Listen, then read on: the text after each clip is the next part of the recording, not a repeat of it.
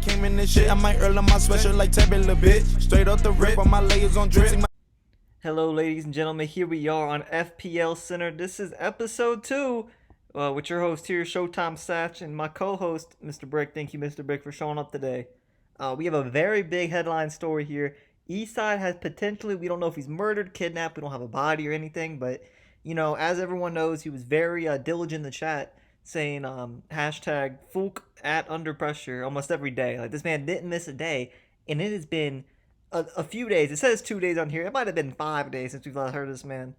He hasn't played any games for his team, so like I said, we haven't reached out the hot sauce to see if he's still alive or anything, but those are the two people we are bringing into questioning. Hot sauce has had a very heated argument about a Madden league. I'm not sure where that comes from, but that was what the heated argument was about. And then secondly, the dreaded one has had a lot of issues with this guy tarnishing his team name. We're going to bring those two into questioning. Moving on with our second story here today, go right into the league leaders. Now that we have these stats to show off here, we can go ahead and check everyone out. This is accurate as of about 2 days ago. So here we have Cant, play to win, leading scorer, what's new, Ampy Cap, and Quizzy has been looking fantastic all season long. This is a real hooper there. If you ask me who the sleeper is in that list, Poulin right there. He's listed at number 5. This man is going to bring his team places. He's a very great scorer. Look at, if we go over to the assist leaders, he's number 1 in the league in assists. So that's a man who can do it all. Rebounding, I can't score. He's on a bad team, but yeah, sure, his team misses shots. He gets 3 rebounds. Congratulations. I don't really see anyone that sticks out to me there in the rebounds. Assist. Prime Pimpin, man. This dude's played about 4 games this season. He's been doing fantastic. We have another story about him later. He's been doing great all season. We see our best defensive players so far. Mike, my guy, he's been looking good. G96, I think he's G95.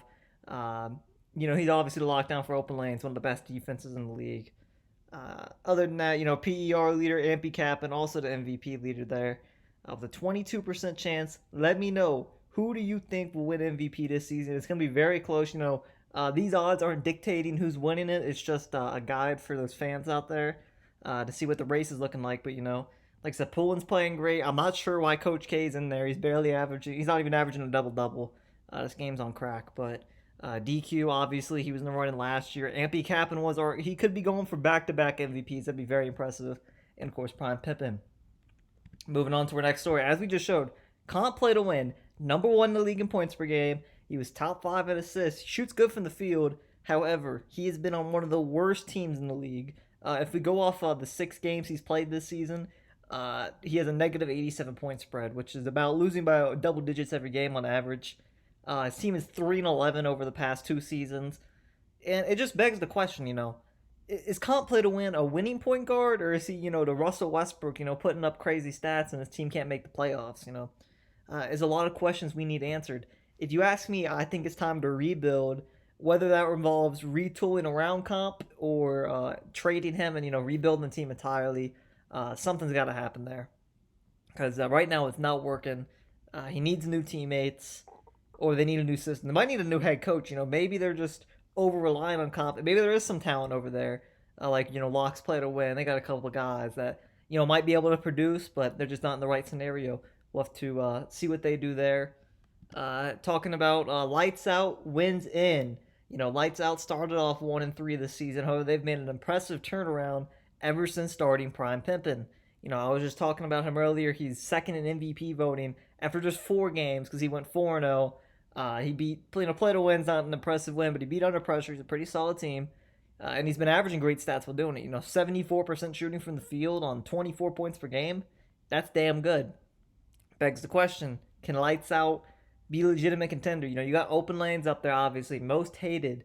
Instinct, how we've been sleeping on Instinct. They're undefeated, the last undefeated team remaining. So you need to keep an eye out on Instinct. But I think if you ask me, Lights Out is right up there. I put them in at 4. We'll just have to see how the rest of the season plays out. Whether God forbid Prime Pippin gets injured, and then I think that team goes right down the dump again. Moving on here. The Baltimore Grizzlies, man. This is a team a lot of people had high hopes for. They went last season, went 5-4. I believe they lost in the first round to Oh My Bad Bro, but they didn't look too bad last season. But man, they've been having a terrible start to this year. They're 1-7 right now. And honestly, you ask me, I think the blame falls on G Money. Obviously, everyone wants to blame the point guard, but I mean, your point guard's averaging 7 and 6 with 4 turnovers.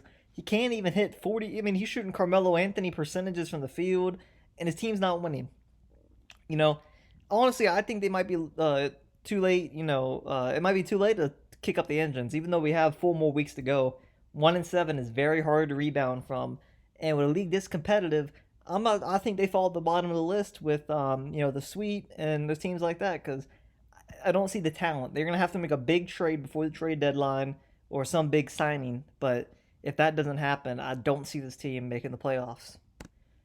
And right here, this might just be the biggest story of the night.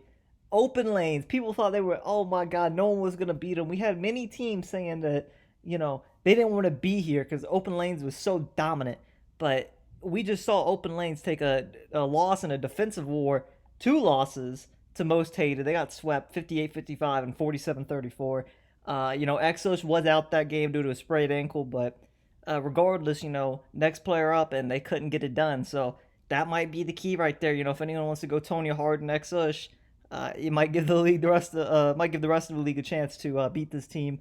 They were on a 15-game win streak prior to this, and it begs the question: is most hated lucky that they were able to get this win over such a top team?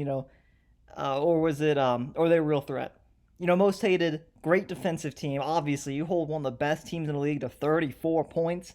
I mean, that's not even. I think a team in the rec with 3 Stevie Wonders and a Ray Charles can score more than that. So just fantastic defense all around for them. I think they're a real threat. Quizzy has been looking great out there. A VI Comic is a fantastic center.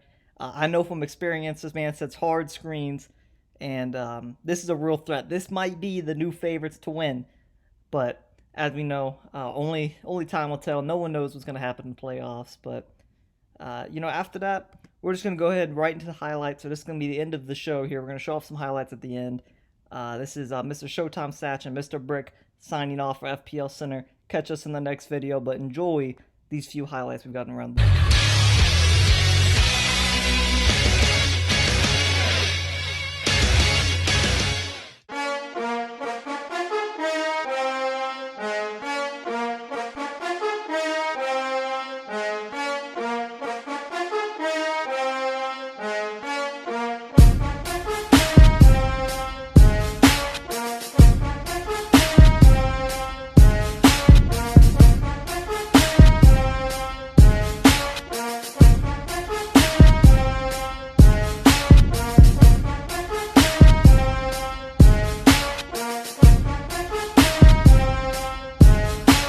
This is vintage from 1980 some. I'm the son of the pioneer that got you near the sun.